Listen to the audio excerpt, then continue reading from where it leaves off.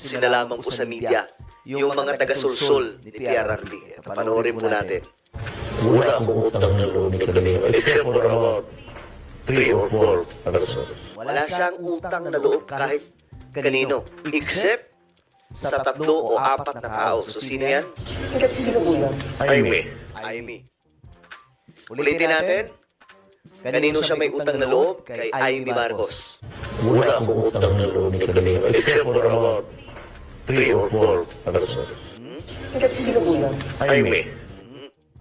So, isa po yan sa malaking sekreto mga sangkay na hindi po alam ng marami. Alam niyo kung bakit? Mamaya ikikwento din po natin at malalaman din po natin ngayon mga sangkay. Bakit ako nanalo? About Jaime Marcos? No problem. Because sa'yo no Jaime. Sino sa inyo nagsuporta sa akin? Si Juan Ortobando. Wala akong congressman.